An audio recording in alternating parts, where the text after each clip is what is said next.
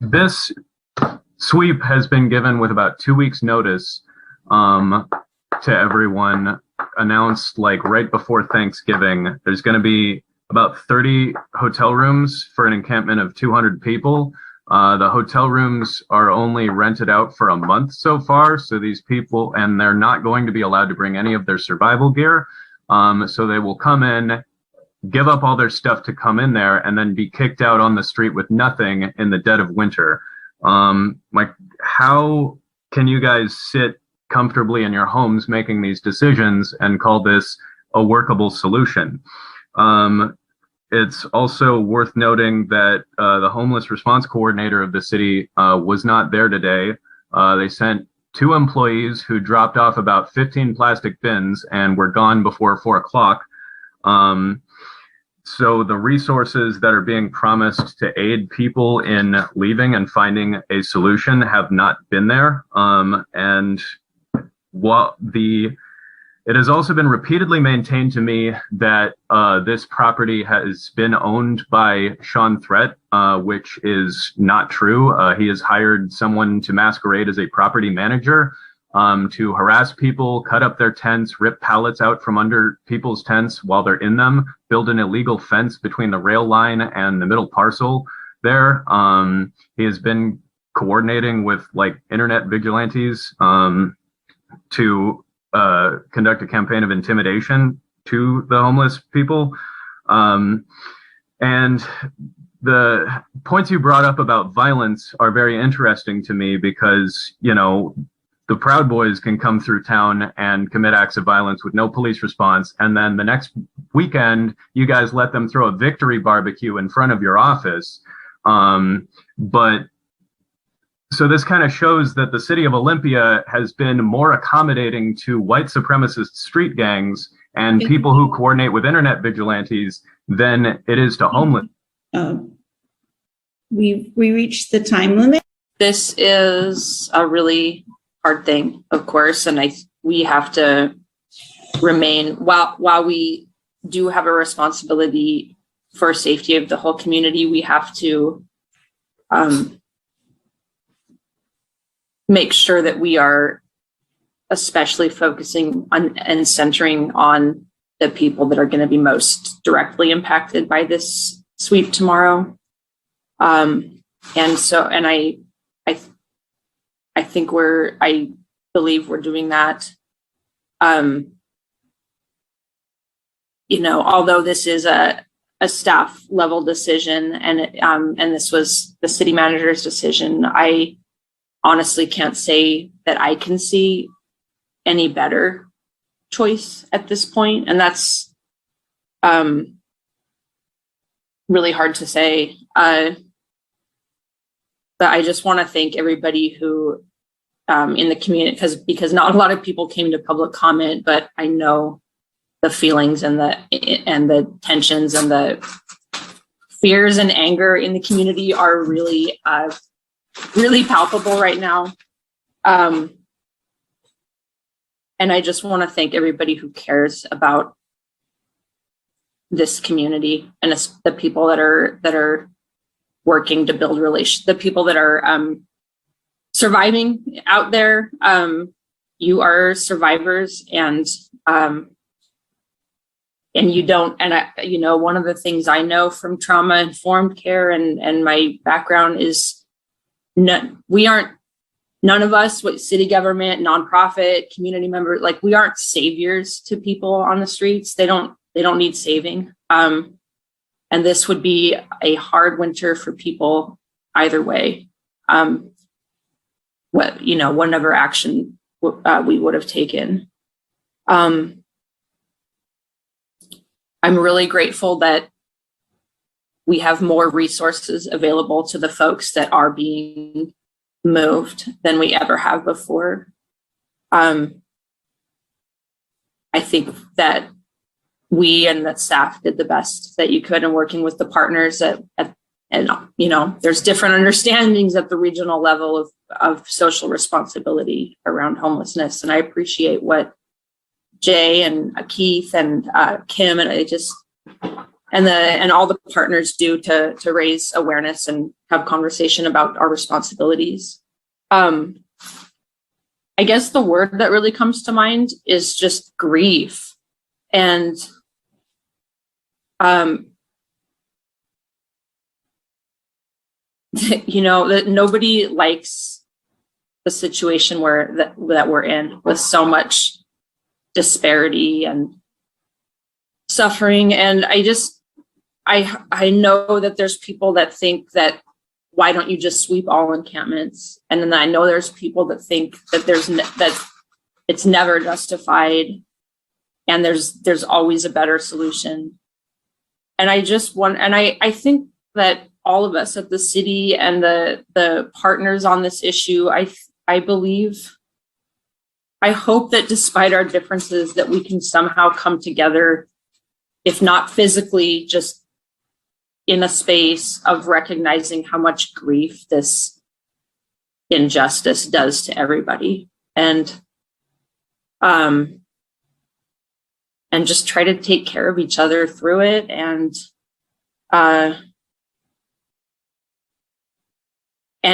just hope for more partnership. I just briefly, I'll add, I've spoken a lot over the years about describing like sweeps and other short-term tactics as kind of in a like a metaphor of an addiction, that an organization can have an addiction to a certain response to a problem. And we made a decision years ago to start doing things differently, and to work to drop that habit, which is in decades, if not centuries, of entrenched here. And I believe we've done tremendous work, but I also, as I've been reflecting over this last year, when someone is, I'm going to personify the city as an organization, when someone is working hard to make a big change in the way that they act, if that person isn't supported in making that change, it doesn't have appropriate supports and resources, it's really hard to be successful. And we have we've shifted so much of our budget and our strategy and our culture and our commitment to learning and openness around this issue, and we've done so much, but the context we're operating in, I just have to say, is not supportive of these actions, or at best from the county and state, we have tepid support and inconsistent support, or particularly when it comes to the state, hardly even acknowledgement. And I hope that those that are feeling deeply frustrated with us in the community will continue with us to advocate for those supports at the higher level. I don't know how much sway we have around federal policy, but we are the capital city.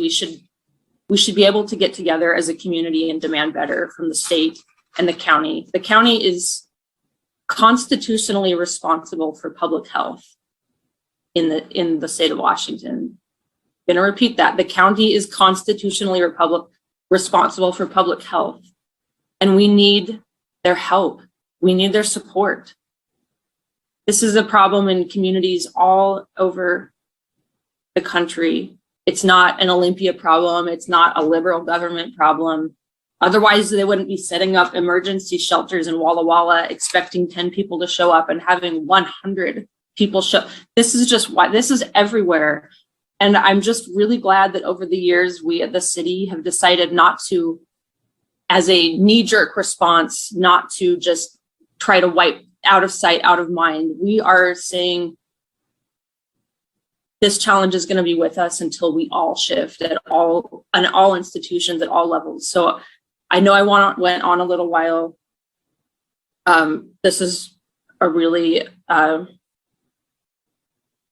emotional and hard-hitting thing for all of us, and certainly for me, and as I'm wrapping up my time on council. But grief, I think we should acknowledge it. And how do we come together to acknowledge how deeply harmful these long-standing structures are, so that we can keep moving ahead, so that our children's and grandchildren's generation don't have to grapple with this kind of pain anymore. It doesn't have to be this way. And so just again, thank you everyone for caring. Thank you staff. Thank you OLYMAP. And to the folks that are at the camp, and we'll be leaving, I'm very sorry, that I believe this is the best we could do. Thank you. Renata, I'm going to miss you and your clear thoughts and your heart that you've brought to this council for the last 4 years. That was a very powerful statement.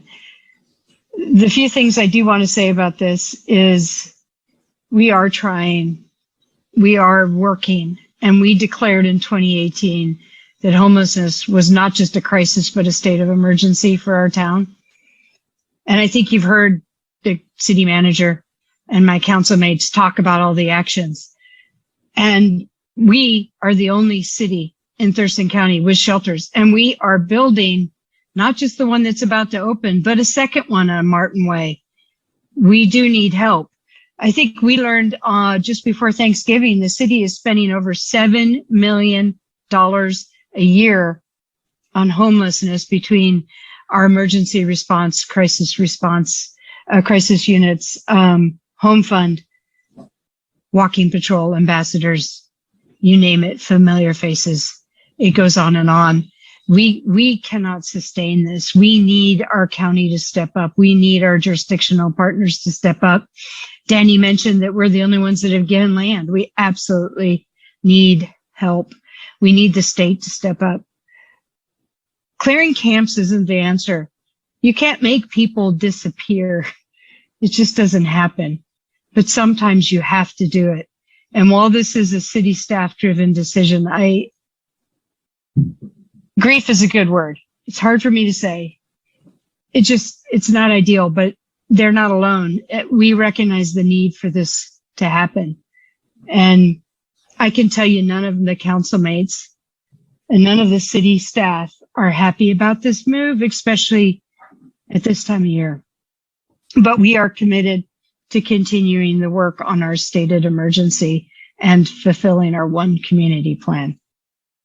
That's all I have to say about that. I didn't want to forget the other person that showed up tonight, Tom Schrader from the Thurston County Realtors Association, because another thing that's near and dear to my heart that is an existential emergency is climate change. And I have to give a shout out to them because they have come to the table. They have helped one of the first regional efforts on potentially providing an energy audit at the point of listing for residential buildings. And it was done with a very eclectic group of people that actually sat down and ironed out the differences so that we could have a set of goals. And that will be coming back out regionally sometime next year. So yes, we have to have all the stakeholders at the table, and there are going to be points where we have to compromise. And I just want to thank the Realtors Association for being willing to sit down at the table with us. While it's a grief-filled, I'm angry about this, and I also have struggled alongside the 7 of you and the executive staff for years to get to where we are today, which is a whole heck of a lot better than where we were at 5 years ago. My anger and my grief led me to make some kind of strident comments during our public or our work session ahead of this. And I just want to, I apologize if the comments felt dismissive about people's fears, because the fear is absolutely real. Whatever people feel is their feeling. I do want us, especially in this situation, that we have a commitment to always adjust our efforts and reconsider based on the best understanding we can come up with, how to make an impact on the situation. And I think that's really what drives my being cautious about how we interpret the fear. I'm just heartsick that it's Advent and there's no room at the inn. And while there's case management, there's no place to send people. The case managers are not referring folks to a bunk somewhere right now, and they likely won't across these 3 weeks. That, as Keith said, we have some 1s and 2s in the Interfaith Work Shelter opening up in the next month or so. But we're not doing this expecting that those folks are going to find shelter or supportive housing. And that's really painful. As Olimap was pointing out, this is more prepared and more resources than we've had going into a situation like this before. And yet we're going in fully aware that we can't prevent or mitigate the harms and the impacts of this action on folks who've been living along Deschutes Parkway. And with all of that, I humbly support the work of our staff, of OMAP and the scattered site support, and the community organizations, including the volunteers out this evening, running folks around, trying to figure out how to consolidate their camps, how to get them to some place to stay. We have this balance of managing, and while we keep asking for regional help and whatever else, we've decided as a city that we're going to do what we can with what we have and with the power that we have. And it's neither, the reality is neither a sparkling clean downtown or abandoning neighborhoods to law of the jungle. Neither one. We're somewhere in the middle doing the best we can to keep things moving for everybody. And I just want to say I'm super frustrated that this is happening. And I also really want to honor that we've had a restructuring of our executive staff team, make room for housing and human services to be part of the executive team. We made budget cuts in other developments to fund in other departments of the city in order to continue to fund city employees on the streets doing street outreach and social work. We're continuing our public process, and we're continuing to ask regional governments. Actually, I was honored to see that the mayor was making a pitch to our legislative delegation and business leaders yesterday to say, prioritize this issue. So we're going to continue to struggle together. And I also know that as we struggle together, there's going to be moments like this where programs are going to end or people are going to be moved from a place, and it's going to be painful. But I think that the trajectory is in the right direction, and I hope that we can stay that course. For the record, Jay Burney, City Manager. As council and the community are aware, tomorrow city staff will be clearing the large homeless encampment along Deschutes Parkway. The decision to close this camp was not an easy one. As a city manager, nothing is harder than having to make a decision that impacts people in a difficult way, especially at this time of the year.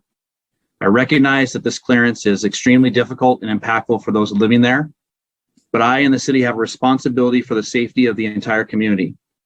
In the month of October, 3 shootings and a homicide occurred, all of which were associated with the encampment. These acts of violence happened in the encampment, near the encampment, and even moved out into the community at large. These incidents of violence have made the site unsafe for those living in the encampment, staff serving the camp, as well as residents in the broader community. The encampment is also on private property. The owners have long wanted the campers removed, but they have been willing to work with us as we have balanced the presence of the encampment during the eviction moratorium and a global pandemic. We also have a responsibility to respect the rights of private property owners. Our homeless response team has a thoughtful plan for clearing the site, and they have been talking to the campers since mid-November about the upcoming removal. They have secured 30 hotel rooms, and more than 40 of the remaining 50 or so campers will be going into hotel rooms beginning tomorrow. A large portion of those going into the hotels are also actively engaged and involved with case management programs funded by the county, and they will continue to receive this assistance while at the hotel. We will also continue to work to find more permanent alternatives for each of them. I did want to point out that we've also seen some social media traffic today that states that the tracks along Deschutes Parkway belong to the City of Olympia. Although it's true that BNSF did deed a portion of the tracks to the north of the 4th Avenue Bridge along the West Bay corridor to the city, they still own the tracks along Deschutes Parkway. which was verified by our city surveyor. When I conclude my comments, I'll bring up a map to further show that. And I want to also point out that BNSF has their own law enforcement arm, and they will be on site tomorrow to coordinate cleanup along the property that they own. I want to thank Kim Conrad, our homeless response coordinator, and her team, along with Assistant City Manager Keith Staley and OLIMAP, the county's contracted case management, for all they've done to help soften this transition, especially for the most vulnerable campers. They are truly leading with their hearts in a really difficult situation. The City of Olympia commits around $3 million per year towards efforts to provide housing and safety for those experiencing homelessness in our community. Thanks to Olympia's Home Fund, in 2 weeks, we are cutting ribbon on a new 60-bed supportive housing project, along with new shelter space. We are also providing funding to many of our nonprofit partners for other shelter and housing options. We are the only city in the county with both a mitigation site and a tiny home village to help individuals transition out of homelessness. We are truly doing everything within our limited resources to provide housing options, as well as continue to support shelter-in-place resources at other camps in the community. The violence and private property issues are driving the Deschutes removal, but we are investing in a myriad of ways to address the crisis we are in. There is more work to do, and we will continue looking for solutions, because clearing encampments is not the solution that any of us want. The community can help those living in encampments in our community in many different ways. We are continuing to look for partners who may have inside space for individuals to get them out of the elements, and we always accept donations for items like socks, hand warmers, tarps, sleeping bags, and water. Those seeking to help can contact Kim Conrad, our homeless response coordinator, at homelessness@ci.olympia.wa.us.